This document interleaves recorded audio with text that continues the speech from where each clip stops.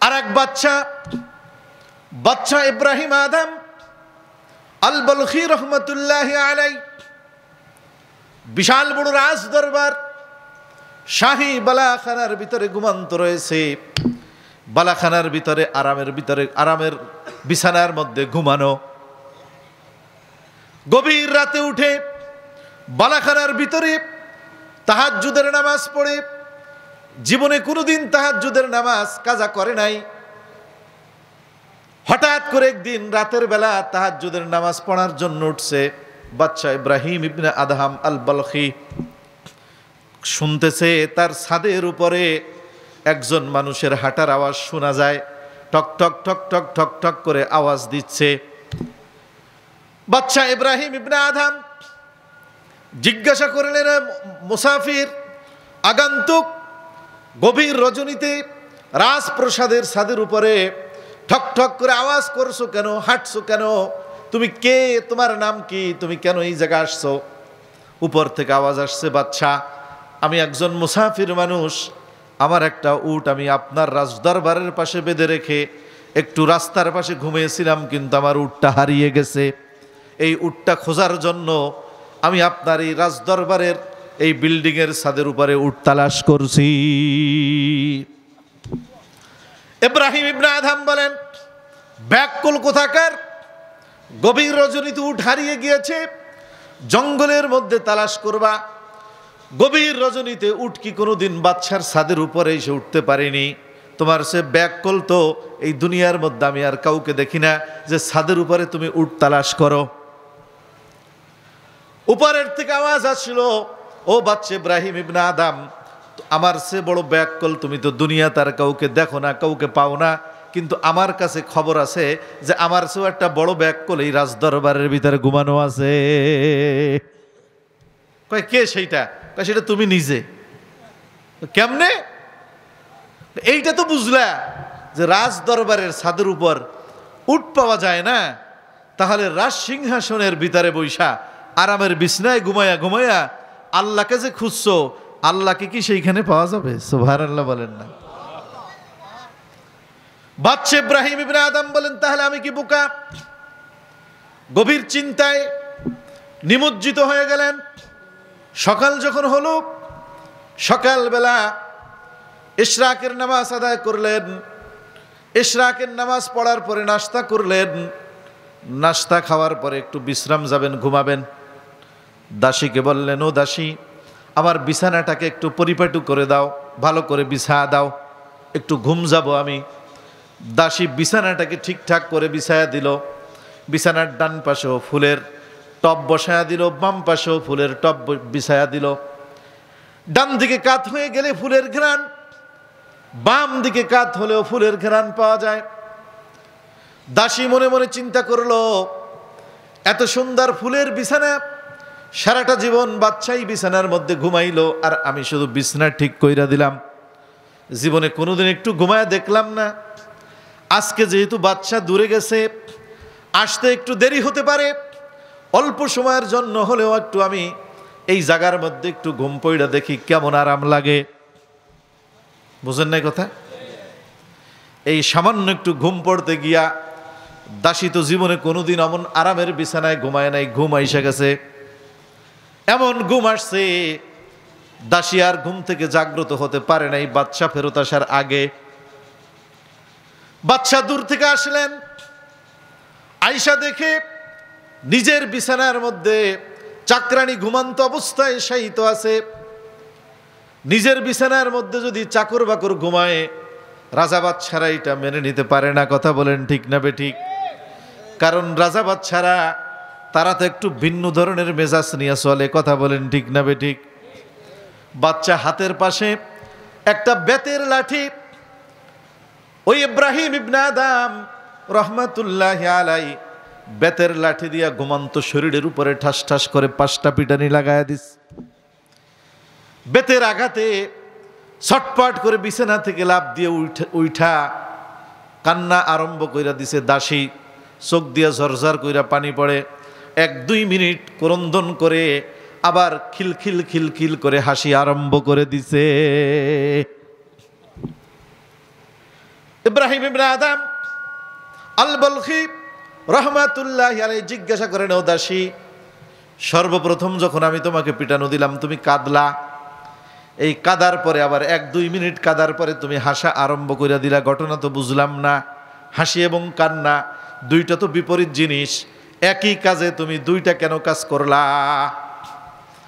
দাসী এবার জবাব দেয়, ও বাচ্চা ইব্রাহিম ইবনে আদম, আপনি যখন আমাকে পিটান দিছেন শারীরিক ব্যথায় আমি কেঁদে উঠেছি, কাঁদছি, কিন্তু পরক্ষণেই আমি একটা ক্যালকুলেটর দিয়া হিসাব টানলাম যে মাত্র 3 মিনিট ঘুমানোর কারণে যদি 5টা পিটানের উপযুক্ত হইয়া যায়, যেই লোকটা 30 বছর এই বিছানার মধ্যে ঘুমায়, কতটা পিটানো তার ভাগ্যের মধ্যে বাজেট হইয়া আছে।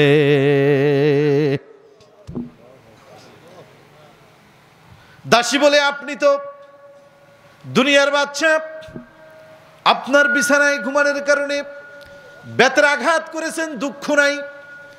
আমার ভয় হয় না জানি এই বেতের আঘাতের প্রতিশোধ আল্লাহ আপনাকে কোন জায়গার বেত দিয়ে যে দিবে এইটা আল্লাহ জানে, আর আপনি সেই দিন জানবেন যেই দিন আপনাকে দিবে। বুঝতেছেন কথা? তো বাদশা ইব্রাহিম ইবনে আদম চিন্তা করলেন, আসলে তো ঘটনা ঠিক। সে যে বিছানার ভিতরে ঘুমাইছে, আমি তো সেই বিছানায় ঘুমাই, তো বিছানায় ঘুমাইলে যদি অপরাধ হয়, সেও তো মানুষ, কি বলেন? ঠিক না? মানুষ না? আমিও মানুষ। সে ঘুমানোর কারণে যদি অপরাধ হয় তা আমারও তো অপরাধ।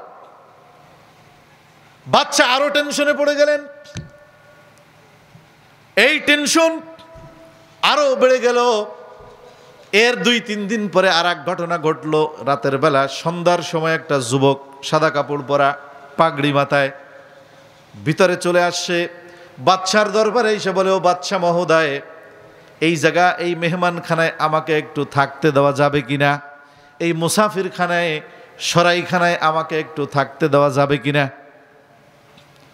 বাদশা রাগ হয়ে গেলেন, তা বেটা, এটা মুসাফিরখানা পাইছো? এটা গণভবন, আসতেও তো টিকিট লাগে। কথা বলেন ঠিক না বেঠিক? যুবক বলে, বাচ্চা মেহমানখানা না, সরাইখানা না, তাহলে এটা কি একটু পরিচয়টা আমাকে দেবেননি? ইব্রাহিম ইবনে আদম বলেন, ও যুবক, এটা হলো শাহী মহল, তাজমহল, রাজমহল, শাহী মহল, বাদশার মহল। এইটা তো কোনো সাধারণ সরাইখানা না, মুসাফিরখানা না। যুবক জিজ্ঞাসা করে, বাদশা এই ভবনের মধ্যে আপনি কতদিন থাকেন? বাদশা বলে, আজ থেকে 30 বছর আগে আমার বাবার মৃত্যুর পর থেকে নিয়ে আজ পর্যন্ত এই শাহী মহলের ভিতরে আমি থাকি। বলে, বাদশা নামদার, এই 30 বছর আগে এই ভবনের ভিতরে আপনি যেই দিন থেকে থাকা দিয়েছেন, 30 বছরের আগে এই ভবনে কে ছিল? বলে, যে এই ভবনে আমার বাবা ছিল। কয়, কত বছর? কয়, 20 বছর। ওই 20 বছর আগে আপনার এই ভবনে কে ছিল? বলে, আমার দাদা ছিল। কয়, কয় বছর? কয়, 10 বছর। তার আগে কে ছিল? আমার দাদার বাপ ছিল। ও বাদশা ইব্রাহিম ইবনে আদম, যেই বাড়ির ভিতরে স্থায়ীভাবে থাকা যায় না, 5 বছর হোক, 10 বছর হোক, 20 বছর হোক, এই বাড়ি থেকে বের হয়ে যেতে হয়। অবশ্যই আপনিও বোধহয় আর কয়েক বছর পর এই বাড়ি থেকে আপনাকেও বোধহয় বের হওয়া লাগবে। কথা ঠিক কিনা? বলে, হ্যাঁ। তাই এইটার নাম হলো মুসাফিরখানা। আপনি তো মনে করছেন রাজমহল, কিন্তু আমরা মনে করি এইটার নাম হলো মুসাফিরখানা। এহি হাম সব মুসাফির হায়, ওহি আখির ঠিকানা। এহি হাম সব মুসাফির হায়, ওহি আখির ঠিকানা। कोई आगे रवाना है, कोई पीछे रवाना। দুনিয়ার রাজা বাদশা, মন্ত্রী মিনিস্টাররা, তোমরা মনে করেছো দুনিয়াটা তোমাদের হাতে, দুনিয়ার সমস্ত ক্ষমতা তোমাদের হাতে। আখেরাত যারা বুঝাইতে চায় তাদেরকে মনে করো পাগল। সত্যিকার অর্থে তারা পাগল না। এমন একটা দিন আসবে, সেই দিন সত্যিকার অর্থেই বুঝতে পারবা যে এই যেই লোকগুলাকে তোমরা পাগল মনে করছিলা, ওই লোকগুলাই হলো প্রকৃত জ্ঞানী, আর তোমরাই হলা সবচেয়ে বড় পাগল। ইব্রাহিম ইবনে আদম রহমাতুল্লাহ আলাইহির বুঝে আসলো, রাতের আধারে বাদশাহী ছেড়ে জঙ্গলে রওনা করলেন, রাজত্ব ছেড়ে চলে গেলেন। অনেক লম্বা ঘটনা বলার সময় হবে না দোস্তা বাপ। চলে গেলেন রাজত্ব ছেড়ে ইব্রাহিম ইবনে আদম। আল্লাহ পাক রব্বুল আলামিন এমন এক রাজত্ব ইব্রাহিম ইবনে আদমকে দিলেন, আল্লাহ তার এত বড় ওলি বানায়া নিলেন যে নদীর মধ্যে যদি একটা সুচ ফালায় দিয়া মাছকে হুকুম করে, মাছ আমার এই সুচটাকে আমার কাছে পৌঁছে দাও, তাহলে নদীর মাছ পর্যন্ত ওই ইব্রাহিম ইবনে আদমের হুকুমের গোলামি করতে বাধ্য হয়ে যায়। মন্ত্রীর সাথে দেখা, মন্ত্রী মহোদয় জিজ্ঞাসা করে, ও প্রধানমন্ত্রী, রাজত্ব ছেড়ে জঙ্গলে কেন আসলেন? ইব্রাহিম ইবনে আদম বলে, ওরে বোকার দল, আমি আসলে ওই রাজত্ব ছেড়ে জঙ্গলে আসি নাই, আমি জঙ্গল সাইডে এখন রাজত্ব পাইছি। কথা কয় না? জঙ্গল সাইডে রাজত্ব পাইছি, বুঝতেছেন?